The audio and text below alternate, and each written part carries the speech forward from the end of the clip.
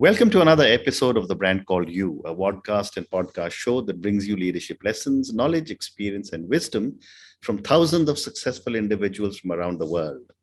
I am your host, Ashutosh Garg, and today I'm delighted to welcome a senior professional supporting startups from Switzerland, AnaMaria Meshkurti. AnaMaria, welcome to the show. Thank you very much. It's my pleasure to be here. Thank you. AnaMaria is the head of marketing, communications, and engagement at FONGIT, which is a Swiss Technology Startup Incubator. She has also managed the ITU Smart Incubator program for emerging technology startups. So AnaMaria, today let's talk startups and communication, which are the two areas you specialize in. Before I get in, tell me a little bit about the work that FONGIT or FONGIT, I'm not sure what the pronunciation is. What do you do? Yes, definitely. Again, thank you so much for having me here. So at FONGIT, it's pronounced FONGIT because of the French language, of course. We are a private foundation, non-profit, completely supported and funded by the state of Geneva. Our main mission and goal is really to provide businesses, new businesses in Geneva and employment opportunities. And we do this through our incubation program, where we incubate startups in technology, deep tech, as well as health, life sciences, all sorts of areas of where startups can operate. And we incubate them in Geneva. They have to be based in Geneva because, of course, the goal is to have these businesses there and these employment opportunities. And we also provide financing for them.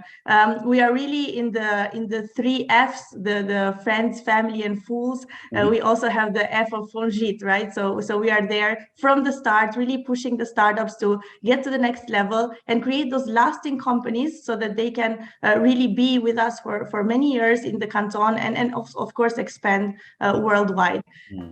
We have something very interesting that we launched last year, which is called the FONGIT Innovation Fund. And this is a fund where you have three types of support: grants and convertible loans. And this is something very important that we launched that is really helping catalyze innovation in Geneva even further, because as we know, financing is one of the most important things with coaching and these supports that startups need today. Very, very interesting. And would you like to tell us maybe about one or two of your superstar startups that have become unicorns or have become really big? Of course, so we have many success stories, I would say, and the beauty of the success stories is that startups continue to be there, right? For us, and I personally also believe that this is a great success. Sometimes we see a lot of programs, that are accelerating startups fast for a couple of months, and then we do not see those startups out there. And really, the goal of FONGIT is to support them in the long run so that they become those strong companies for many, many years to come. And we have a great example. Proton is one of the startups that is at FONGIT. They are working on privacy, and they have started with 3 people around, I think, 6 years ago, and now they are more than 400. They were incubated by us, and now they are also expanding in other countries. This is something that it's quite a fast growing startup, but it's something very interesting to see, from the idea stage of these entrepreneurs to really moving forward in the world, and of course creating that very strong company which we believe is going to grow bigger and bigger in the future. We are not looking for unicorns per se, right? So we are not really trying to push this or trying to push startups to exit or anything like that. We really want those companies to be there for the long run. Absolutely. And of course, whatever entrepreneurs don't misunderstand my question. I was just asking you that on a lighter note. But tell me, for AnaMaria, for a startup to qualify to get support from FONGIT, what are the parameters you look for? So the first and most important, I would say, is definitely to be based in Geneva. And of course, we are looking for a startup in technology, right? So sometimes we get requests from entrepreneurs that want to start their own companies in different areas, for example, in the food industry. But of course, if there's no technological element to it, then we will not be able to support them. FONGIT is very open and very bespoke. So we are very much, really trying to achieve achieve our mission and goal as much as we can. So when we are looking at startups, we look at what they need, and we try to create those packages to support them. So, if we have many services, and if you don't need all of them, we can ensure to give you the support you need specifically. So I would say based in Geneva, or having would like to move to Geneva, or open another subsidiary perhaps in Geneva, and of course having a technology related to it. As I said, the goal is really to have more businesses, so we're quite open, and our criteria is not very strict per se in that sense, because we try to work with entrepreneurs and see who we can accommodate with this in this area. And also application process is very fast, so we try to do a sort of 5 minutes to start, and then of course it becomes more complex as you go, but so that it's quite open and transparent. Wonderful. So my next question to you, and this is for many, many young people who will be listening to this conversation. What, in your opinion, are some of the important qualities a startup entrepreneur should have? Well, I think they need to have a lot of qualities. It's very difficult to be an entrepreneur in the sense that you are faced every day with new challenges. You don't, nobody can prepare you, I think, for this. You can have years of experience. Sometimes we see entrepreneurs coming from the private sector, public sector, and they might have experience in the field or in that product, etc. But being a startup founder or a leader is you see many things: management. You have to deal with people. You have to deal with your investors, with your customers.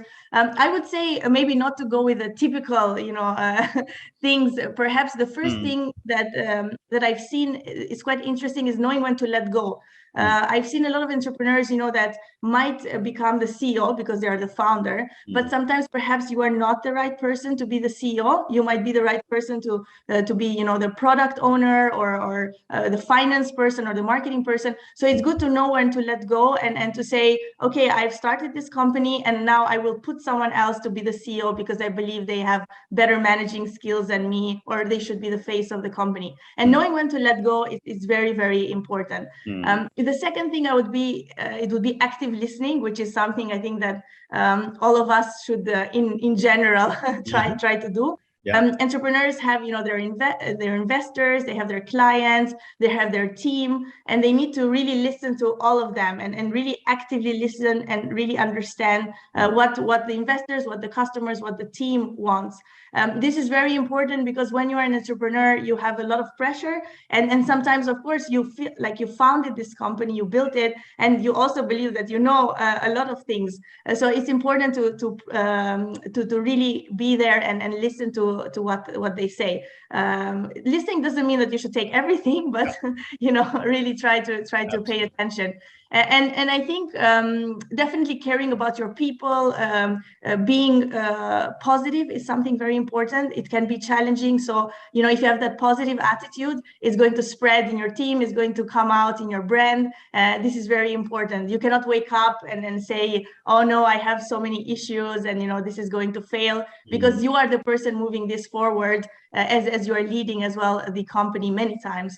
And also knowing when to make a decision, because of course it's kind of a bit contradictory, right? But you're listening to people, but you shouldn't also just try to stall and wait. Knowing really when to say, this is my decision and this is where we're going to move forward, and owning it as well. These, I believe, are some of the qualities that I would mention. What a great response. Thank you. My next question to you is that there is often a debate that should a startup founder go alone, or should they have co-founders? What are your thoughts? That's quite an interesting one. Well, in general, I would always go with other people in life. In general, I would say, in general, when we see startups, we look at the team, right? So even investors, they invest in a team.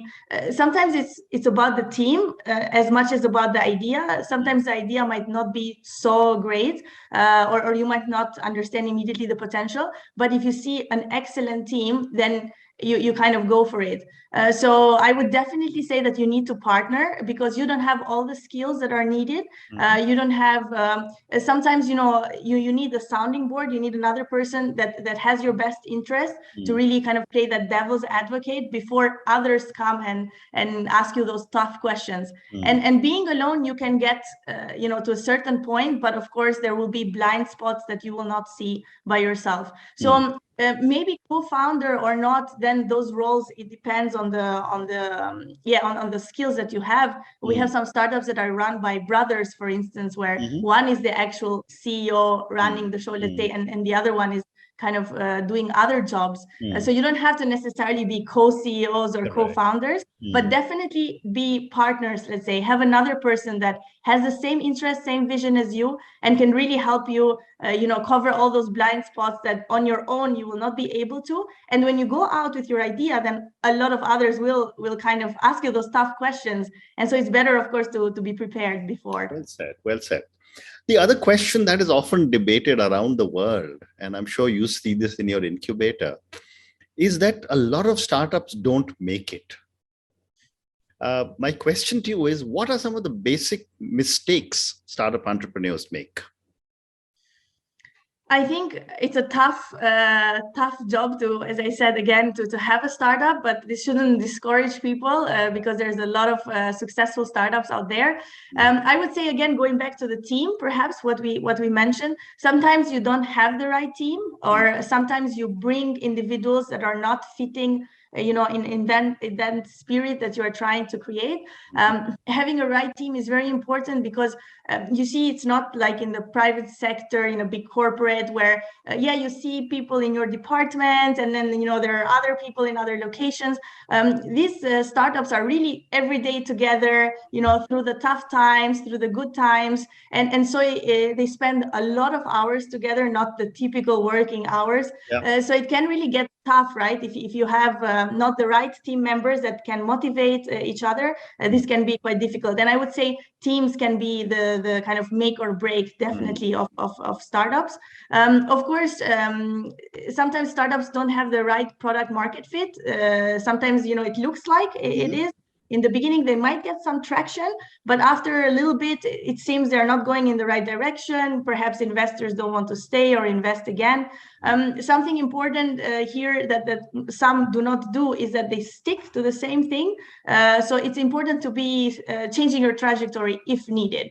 And so, you start something, and we've seen a lot of startups like this in the world today. They started with a product, and then there wasn't really the product that made it for them. And then they changed because they discovered something on the way. So having that flexibility and not saying, no, this is what I wanted to do, and I want to stick to it. That's also another thing that is important, and that startups fail because they do not do that. And the last thing that we see at FONGIT quite a lot is coaching. Very good coaching is key. And sometimes startups are, just because someone did this before or someone is in your industry, doesn't mean that they are the right coach or the right advisor for you. So you really need to find those people that can coach you and not just share the experience, right? It's very different. So I would say some of these are the points I would like to make. What a great response. My next question to you is on funding. Again, a big debate always happens that should I bootstrap my startup as long as possible, or should I raise money whenever I get it? Yes, money is always good. I know, but I'd love to get your input from an incubator's perspective, and of course, your personal perspective. We definitely have seen both, right? The bootstrap startup as well as those raising funds. Well, sometimes it's kind of a question of, can you bootstrap your startup? So when you start, right, you have that group, as I mentioned, the friends, family, pools, and FONGIT in that group. So it's really about, can you actually afford to start on your own, or do you need to collect money from others to help you? Honestly, I think if you can do it on your own, of course, you should definitely do it on your own. because you can have the entire company, owned by you. You can make those decisions. Now, something just that I would like to mention as well is that it depends on the type of startup. You have startups in the health, life sciences. There's a lot of clinical trials, a lot of, IP that you have to protect. So that costs a lot of money. And it's really important to do that. And perhaps you will not be able to do that on your own. So even if you might want to be bootstrapped, you cannot, just because the prices of these trials, etc., are very high. So you have to, of course, raise money from the beginning. If you let's say can bootstrap, that's another good way to go. However, we have to remember that investors are not just there for the money, but are also there for the access. So you have to think also what you need in terms of investment. Is it investment? Sometimes you can have a small monetary investment, but you are connected to an individual that is very, very important in your industry and can open a lot of doors. So sometimes one needs to weigh those odds and see which is the best way to go. Fascinating. And let me now move to communications, which is an area that you specialize in. My first question to you is that why is communication so important for startup entrepreneurs? I would say, like, if you can spend money on something, do it on communication. It's so important to be seen, right? This is if you are doing something in the corner and nobody knows about it, you don't communicate the right message, the right vision, it's like you are not doing it. Today, people say, if you are not out there in the online world, in the socials, you don't exist even. So it's really, really important to communicate what you're doing, to be seen in the right places, so to spend your time, at events and conferences and getting that visibility.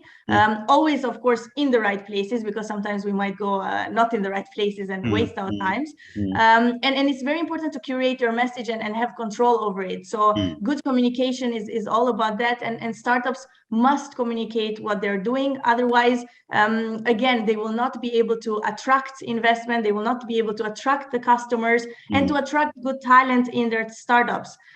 It's as if you attend a meeting and then, when the picture is snapped at the end of the meeting, you are outside doing a phone call and then you're not in that picture. So if you're attending the meeting, you didn't say anything, you're not in the picture, nobody's going to remember you were there. So it's a little bit the same idea with communications. You did this amazing thing, but if you're not in that picture, then if you didn't communicate about it, then we don't know. What a great response. AnaMaria, my next question is that startup entrepreneurs also need to manage media. Now, how do they learn how to manage media? I think a lot of entrepreneurs, they forget completely about this. So this is a very good point to make, actually. You need to be definitely media trained. I think this is also one of the mistakes perhaps that are done. Even you think you have a small startup, you don't need it because you're not out there yet, you're not getting enough media coverage. You still do a little bit of a media training, take some courses. These things can be done in a couple of hours as well, just to really understand what you can say and what you cannot say, because as we know, reputation matters and your reputation is important. And therefore, it's really key to do that media training, to know what to say, what to not say, how to address the specific audience that you need to address, and your customers and your investors, etc. And at the same time, be friendly with the media, in the sense that try to find out who are the journalists out there in your constituency, in the country you're operating. Try to reach out to them and tell them your story. So next time they are going to say something about your company, then they really know, right, what you're trying to do. Media is always looking for a story. So you don't want that you're doing something and it's reported totally different, or it's pinned just for clicks. So it's very important to link with those journalists so that they know you, they can feel that they can reach out to you. So in the cases that something negative might happen, they can also come to you for that comment, and not just publish something without having you. So make media your ally and get that media training from the early stages, because it's important. You never know when you're put in a position out there in a stage, or in front of a camera, and you will kind of think, I should have done a little bit of media training before. Well said. Well said. Another question that is often asked by startup entrepreneurs when it comes to communication is that there are so many different social media platforms. Which is the best one for an organization, and how does one decide which one to go with? Oh, this is a very difficult question. I agree. Well, again, it's all is in your audience, right? Are you a B2C? Are you a B2B? Who are you trying to target? For example, for myself, I believe LinkedIn is a very important place to be, no matter if you're B2B or B2C, because all the professionals are there, and you can really reach out to potential investors, to potential talents for your team, to potential customers, and also to the journalists, to those people out there that are creating these platforms for us to really, have a voice and share. So I would say if you are nowhere, at least you should definitely be on LinkedIn. And then depending, of course, of what your product is, then some companies are really B2C. They need to be on TikTok, right? So everyone is there, the different generations are there. So you must be to sell your product. But perhaps if you are a company in B2B, I don't know, life sciences, TikTok is probably not the right platform for you. So I would say definitely LinkedIn as a start if you don't want to invest anywhere else, and then see as it goes about who your customers are. And with customer profiling, you can also see where they are, right? Where they are present, and you can understand more where you should go. Fantastic. My next question, I think I have time for one, maybe two questions. This is coming back to FONGIT. How long do you keep a startup as a part of FONGIT as a part of the incubation process? So this is a beauty, I would say, of FONGIT, going back to the mission, is that we are not trying to, incubate and then push the startup out immediately. So some of the startups are here for 1, 2 years, 3 years, even really until they are solid, to go out there and be companies on their own without our help. We are always there like this big brother, big sister, if they need something where they're trying to acquire another company or anything, they can always come back to us for the support. If they need introductions, if they need advice, we are there because we are for their benefit, as we are not for profit as well. But yes, we can go up to 3 years. Of course, the support changes. It's not always the same support in year 1 than in year 3 because the startup changes as well. But we will keep you until you're solid and you're ready to go out there in the world. Fantastic. And my last question to you, and this is for the many, many startup entrepreneurs who will listen to our conversation. What would you say, AnaMaria, are 3 lessons you would want our viewers and listeners to take away from our conversation? 3 lessons. Okay, so the first one, which probably I've been criticized a little bit about, is that I like to say yes to a lot of things. So say no to as little as possible, and yes to a lot of things that opportunities, right? That sometimes are out of your comfort zone. Sometimes you might don't want to really do them. I believe that when you do this, you really gain so much and really learn more about yourself and grow more. And sometimes I have friends and family who say, oh, you say yes to too many things and you're like doing so many things. All of these things are in my areas of interest, of course. But at the same time, I say yes because I know that if I think about it, perhaps I'll say no to stay in my comfort zone. And every time I've said yes, I've met people, I've met opportunities that I wouldn't have done without this. So this is definitely something very important. The second thing I think is that to surround yourself with people, that know more than you and are better than you. This is something that has pushed me as well to kind of see myself, oh, what can I do more, and what can I learn more, and also really find out about their life journeys and really understand how can I be better, but also how can I learn more about what they're doing. And the last thing that I always try to keep is have humor and be positive, because taking things personally and being bitter can really damage your life. In the end of the day, you will be left with your own sadness, bitterness, negativity. No one else will be there for that. So if you try to be positive, if you take things in a positive and nice, humorous way, if you're empathetic towards the others, I think these are traits that everyone should have, and it will help you in the long run. So I try to do this myself as much as possible. Of course, I'm not always in a great mood every day, but I really try to do this every day day consciously, and really try to push myself to think positively about every issue that I face. And I find this has worked out a little bit better. Wonderful, wonderful. AnaMaria, on that note, thank you so much for speaking to me and sharing your amazing understanding of startups, the startup community, startup entrepreneurs, about incubation, about communication. Thank you also for sharing with me your 3 lessons that you have shared so nicely with all our viewers and listeners. Thank you again and good luck. Thank you so much for inviting me, and thank you again for having this amazing platform for all of us. Thank you. Thank you for listening to the Brand Called You videocast and podcast, a platform that brings you knowledge, experience, and wisdom of hundreds of successful individuals from around the world. Do visit our website www.tbcy.in to watch and listen to the stories of many more individuals. You can also follow us on YouTube, Facebook, Instagram, and Twitter. Just search for the Brand Called You.